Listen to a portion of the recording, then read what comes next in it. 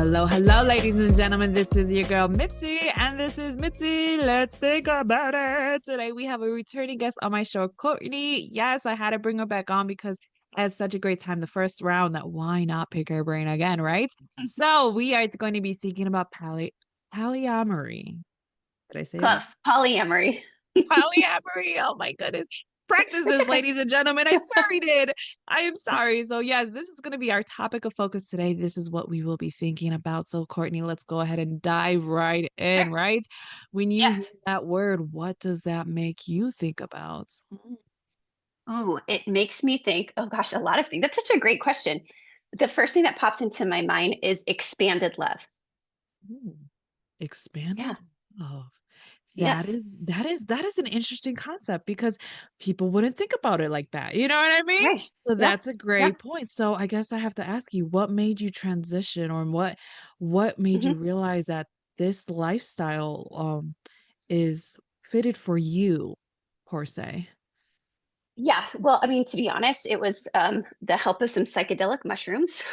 So I did a guided psychedelic mushroom trip with a shaman woman Okay. and really went in like deep into my soul and really looked at the things that mattered to me and did a lot of healing work. And one of the things that came up for me on that journey was the fact that I had the capacity to love romantically more than one person.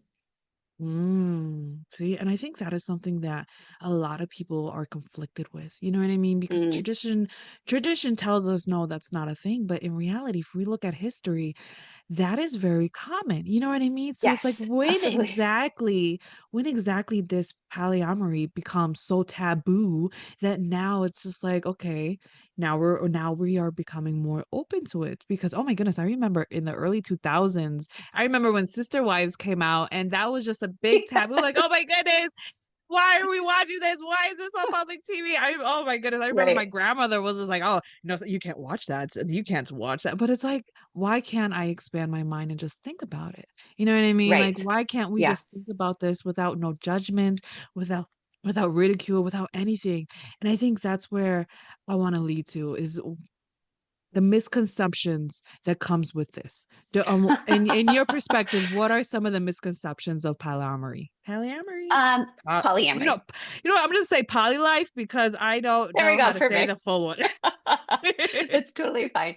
The biggest one I get is that it is just about sex. Like that you Mm. are just doing this so that you can sleep around and it's legalized cheating and all of that. So that's one of the biggest misconceptions. Oh yeah, exactly. That's a good Mhm. one because the people Yeah. just that's what they think. It's just some orgy party. So because Yeah. like what's the difference between like Yes. swingers and and the poly life then? Yes. Okay. So all of them fall under, so there's two main umbrellas. There's monogamy and non-monogamy. And under non-monogamy, you have different spokes of the umbrella. So you've got swinging, polyamory, more of like an open, non-defined. And swinging is typically differentiated as much more focus on the sex and the sexual experimentation without the feelings. And Okay. polyamory is more about connecting and having romantic or emotional, intellectual, and or sexual connections or relationships. Well, that makes sense. Yeah. Goodness, hmm why can't people just say that? You know what I mean? But I Right. think that's Yeah. the problem is that people just categorize people who have this or who are part of the poly lifestyle. Yeah. They just automatically put them in a swingers category just to ease their mind. You know what I mean? And I don't think Oh, that's fair absolutely. because Yeah. from what you just said, I feel like it takes away that bond. You know what I mean? Yes. That Oh, emotional absolutely. attachment. So, how do you handle or how do people handle in this poly life emotional attachment? You know what I mean? Like how hmm because attaching to one person's already a lot. Like how do you attach to multiple people without hurting yourself? Or do you have to be healed to really just be able to attach yourself to multiple people? I mean, does that make sense? Yeah, that's a great perspective and question.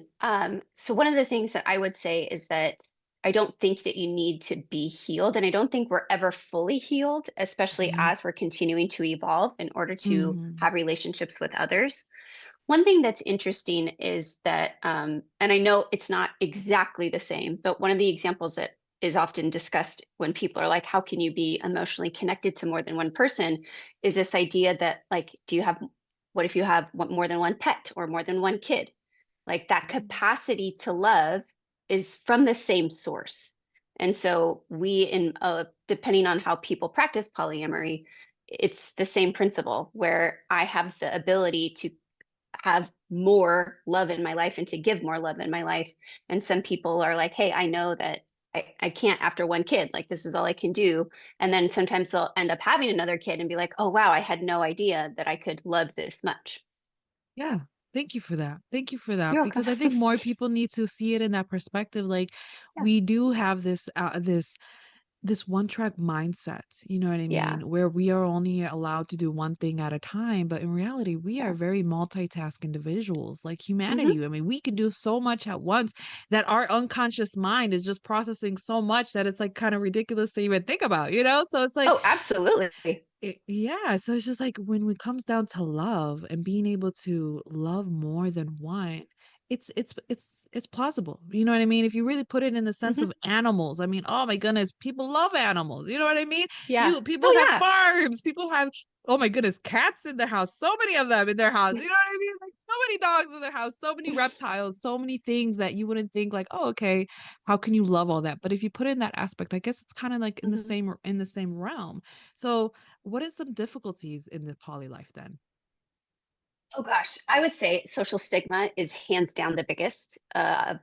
People who are less welcoming and open-minded as you are, Mitzi. A lot, I would say the people closest in my life have reacted the same way as you. They're very open-minded and very encouraging. But I have a social media account that talks about my journey in being polyamorous and what that's like dating and being married and being a mom.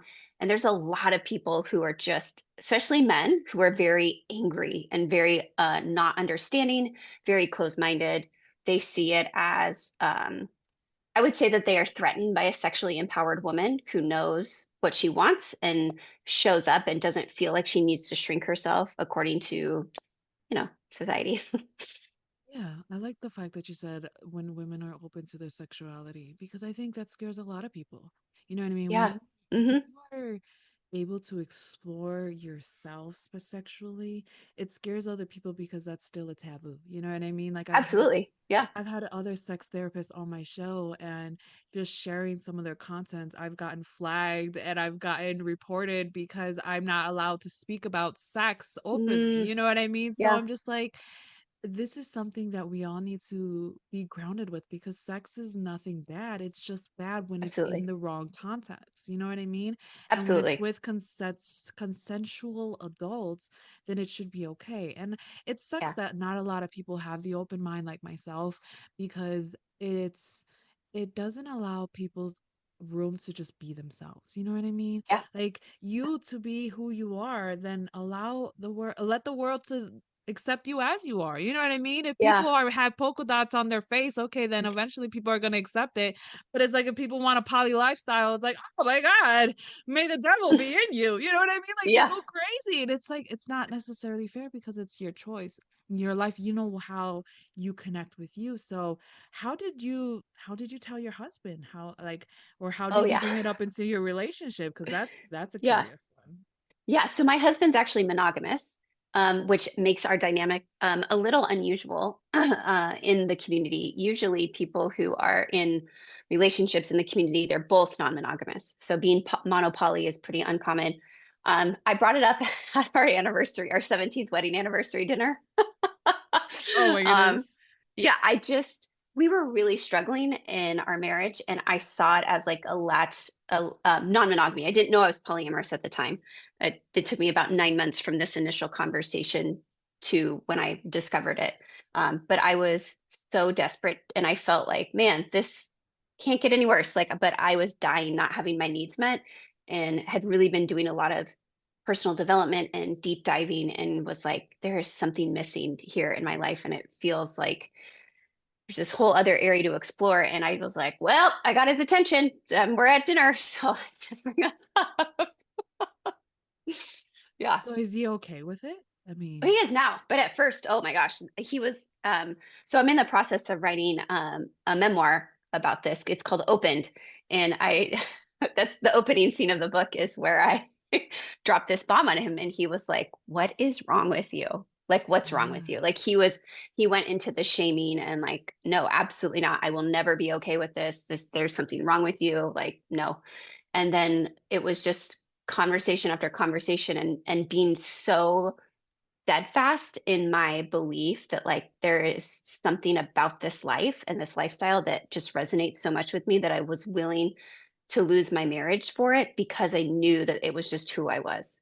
yeah, So eventually we got to the place where we are now, where he is still monogamous and still super supportive. Like it was his idea actually to start the YouTube channel that we did because he wanted to be a resource for other mixed orientation couples because we were so alone when we started this. absolutely. I mean, let's be honest, this is a whole new direction that people Yeah.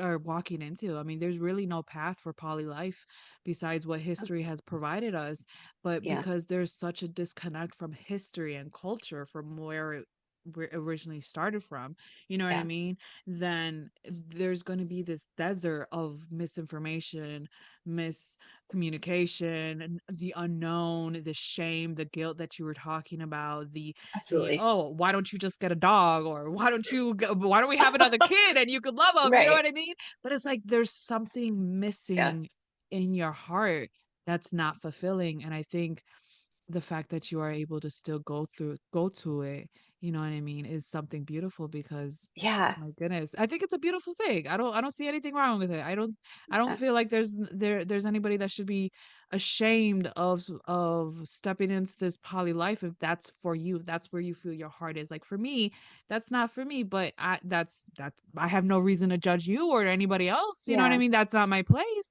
but it's my place to learn, to educate myself. And I think that's why I wanted this conversation because a lot of people need this education. You know what I mean? A lot of Yeah. people need to have this understanding that it's not like, oh, I just want to have sex with everything that moves. Right. Like, no, it doesn't work like that, you Right. know? So No. I'm No. assuming that you have a certain style. I mean, are you looking for women? Are you looking for men? I mean, where does your Mhm. heart take you? I mean, how would you know? Yeah. Yeah, so I only have been dating men. I'm not like I love women. I think they're amazing. I'm just not. I'm just very, very heterosexual. So yeah, have just dated men. Oh, okay, okay. So I Yeah. guess when it comes to it, you and your husband already have a plan, right? You guys already have like a set rules when you guys do Mhm. this. Do you think that's good when it comes to having this mixed relationship, to have this basic understanding or rules set so that both parties are felt respected, heard, and acknowledged? Absolutely. I think and giving each other permission to let the rules evolve too. Like when I first started out, I didn't know what it looked like, what I wanted. At first I was like, I don't want to fall in love. I don't want a boyfriend. Like I just want to like date and have experiences and just like have like a friends with benefits type of thing. And then I quickly realized like, oh, I don't enjoy this like casualness. Like this is not for me. And so then I entered into a relationship with a man and I loved it. Like it was great. It was like just so life-giving. Like my husband describes it now as like when it's just me and him. And I will say he has no compersion. Compersion is a term in the community that refers to like receiving joy or being excited and happy and receiving pleasure from your partner's pleasure. So like he doesn't get off knowing what I do. We don't talk about what I do sexually because that he doesn't want to know. Um, so again, that is different for every couple. There are some couples that they have to share the details or they'll share some details or he's aware of like the kind of person I'm in a relationship with or whoever I'm dating, but he doesn't I don't talk to him like I would my girlfriends. If that makes sense. Yeah. Yeah. So once I did have another partner, Nate would describe it as when it's just him and I in my life, I'm about at 80%. And then when I have another man in my life, I'm at like 95 to 100%. So it's like that more fulfillment of it's like not just the cherry on top, it's like the whole topping that just makes it feel like I'm more connected to myself and to life. And then it makes me a more happy mom, happy wife, happy friend, all of those things.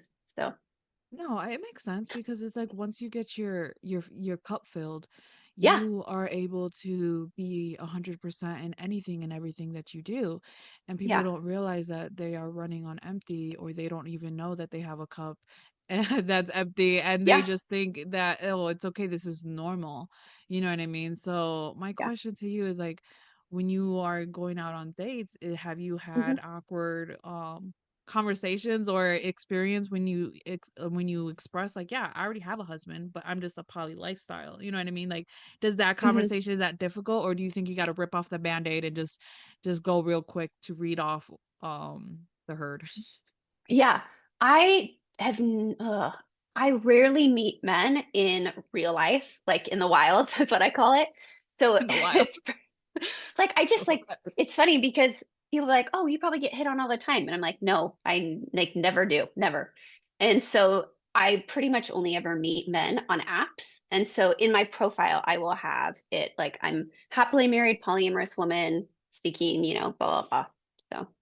Oh, okay, that makes sense. That Yep. makes So I want people to be very, or meant to be very aware. I also keep like my Instagram handle in there for that talks more about like my polyamory life because I want them to see like what they're getting into. Because where we live, it's still not very common. And so I want like men to be fully aware of because I still get messages of like, oh, you just want like a sex buddy or you just want like yeah. something casual or and I'm like, nope, I don't do casual. I don't do one night stands. Like, no Yeah, you're thanks. it's something more, you know what I mean? Like Yeah, you're it is. it's something more. You need that emotional attachment, you know what I Yeah. mean? That Yeah. emotional stimulation, that Yeah. comes from it. And if something sexual comes out of it, okay, then it does. But if it doesn't, well then it's okay too. But it's just that Yeah. freedom of spending time with somebody else that you enjoy, your Mm-hmm. energy, their conver Yeah. everything that's in between. So yeah, I see what you're saying. I see what you're saying. It's more Yeah. than what people are they make it out to seem, or what media makes it out to seem, because I'm sorry, Sisters Wives did not make it seem very fun. You know what I mean? I'm sorry, but that show Yeah. was just, it ruined it for me. I seen it like the first season and I was just like, this seems like a lot. Like, you know what I mean? A Yeah. lot. And I Well, think and that's polygamy, which a lot of people will mix up. Like polygamy is not polyamory. okay, so explain that for me, because then I Yeah, did not know that. Thank you for educating me. you're What is welcome. that No then? problem. So polygamy is a man who has more than one wife. Uh-huh. And so it's only for the man. So with polyamory, it can apply to anybody. There is a Okay. push in the community just to switch the name from it being polyamorous to being multigamous, um, and because that way there's less confusion with polygamy. But yeah, polygamy is like the man only can have more than one wife, but the women are monogamous. Yeah. Okay. Okay. Yeah. We'll see. Communication, ladies and gentlemen. When you ask the right questions, you get the right answers. Thank you, Courtney. You're Oh my welcome. goodness. So I guess if somebody has this fantasy of having this poly life, is that like a Yeah. trigger for them to like maybe consider that this is something that they should explore into? What do you mean in terms of? Fantasy. Like if somebody that is monogamous and they fantasize about this poly lifestyle, is that Mhm. an indication that they are actually more polyamorous than They could monogamous? be. I don't know many people that fantasize about polyamory. I think that they fantasize more. I mean, maybe they do about the sex part of it. Like they think that it's like orgies all the time. Not the people who are fantasizing, maybe. I don't know. But I think if you find yourself drawn to the concept of having more than one romantic partner and having connections that aren't limited to only emotional or only intellectual, then I definitely think that you should consider exploring whatever that you're drawn to and really start to ask like, am I monogamous by choice or am I monogamous because that's what I feel like the only option is? Yeah, what does it sit right with? You know what I mean? You have to ask those Hmm. hard questions. Like, does it sit right in my heart? to truly be monogamous or is it not? Because Yeah. we have to really consider where we stand and how it really affects our whole Hmm. well-being, because people don't realize like they could be depressed and in shambles in their relationship because they're missing that keen aspect of needing that other person or somebody else, that Yeah. outside resource to fill that cup that the person in front of them can't fill because their mindset Right. only takes them that far. I mean, that makes sense. That makes absolute sense. So I guess to ask you, what is just a random to Sure. get off topic, what is Yeah. one of your biggest pet peeves in life? Oh, my one of my biggest pet peeves is being ignored. Yeah. Being ignored. That Hmm. is a big one because a lot of people have that, and I don't blame you. I mean, yeah, Yeah. that's something that I had to work on too, is being ignored. Yeah. Oh my goodness, that feeling is it's like rejection. Like, how dare you Oh, yeah. reject me? You know what I mean? Like, yeah, Yeah. I believe it. I believe it. So I guess if you could have any superpower, what would your superpower be? Ooh, I think it would be so cool to fly. Oh, Yeah. and I think it'd be cool to fly. I thought about like maybe teleportation, but I think that there's so much beauty in the actual journey instead of just getting from point A to point B. So, yes. yeah. I mean, if anybody has traveled, it's a beautiful process. You know what I mean? You see things that you didn't Yeah. see. You experience things Yeah. that no television or media or pictures or books can show you. You actually experience it. So yeah, I think flying would be a good one because man, the amount of places Hmm. that I would go to would be pretty cool because man, there's so much to Yeah. explore in this world. Why wouldn't you want to I fly know. and just Yeah. hover over it and just see, you know what I mean? Like, Yeah. sign me up for that superpower. So, I guess to get back on topic, and I know you were talking about earlier about shame and guilt and how Mm-hmm. that is something big that people first deal with in those phases. How do you deal with that? You know what I mean? Yeah. So for a long time, I tried to ignore it and be like, oh, well, I'll just like pretend like it doesn't exist Yeah. and just kind of like dive into the whole dating world because there's a dopamine addiction that you get on the apps. It's like, I wouldn't say I was addicted, but I was definitely dependent for that um, self-esteem boost. And so it prevented me from having to face the reality of how much shame and guilt I had. And so then finally, I was to the point where I had to be like, I can either like hate myself for this, or I can truly love and accept myself. Like if one of my kids came to me and said that this is who they were and this is how they see the world and how they see relationships, would I care? And I was like, well, no, of course not. I would love them no matter what. And so then had to start reparenting my inner child essentially to love her that way.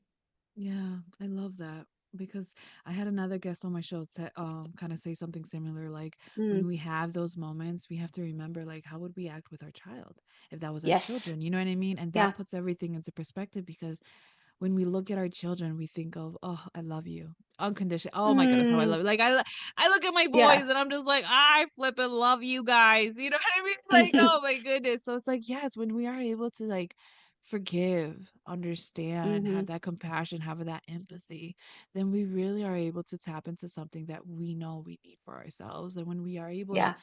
give it back to ourselves, we heal that inner child that, oh my goodness, just screaming for acceptance, screaming for acknowledgement, you know? Yeah. So I most definitely value those words that you said because I hope that resonates with somebody and gives them that peace. Like, you know what? Give Yeah. yourself the benefit of the doubt. We're just Yeah. learning along the way. We are Yes. trying our best with the information that's given to us.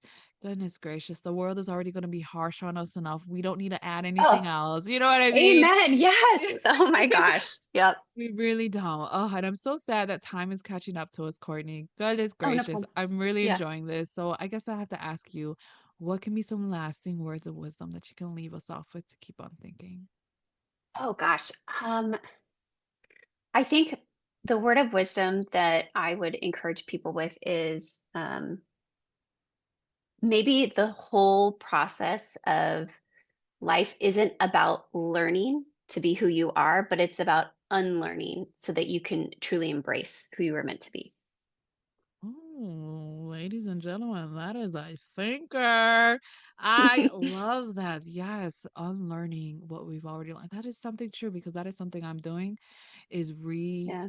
defining my blueprint. You know what I mean? Yeah. What are Hmm. my real values? What are my morals and what are my boundaries? You know what I mean? And I think Yeah. everybody has to really distinguish between tradition and what Yeah. and culture and what feels right for you, because just because you were born into a certain tradition or born into a certain culture environment whatever doesn't mean that that is all that you are. That is a part of you. Your family is a part of Yeah. you. It's everything is a part of you, but you have the choice to decide what feels right for you. And I think that is something beautiful for us all to remember is like what feels right for you and step into it. You know what I mean? Step into Yeah. it and figure it out. Oh my goodness, Courtney. Ah, it's a problem. It's a problem. We can keep on talking. Ladies and gentlemen, if you guys want to know more about Courtney, because how could you not with this conversation, right? Please go check her out. I have Hmm. her lovely photo on my website where you can find all the access to all the greatness that she has to offer the world so that you can continue on thinking. And if you have not checked out our first conversation that we had, we were talking about not wanting to have sex. Now to this poly life, right? What a big transition. And this is the good stuff that keeps us thinking. So with that being said, always keep thinking, y'all. Bye.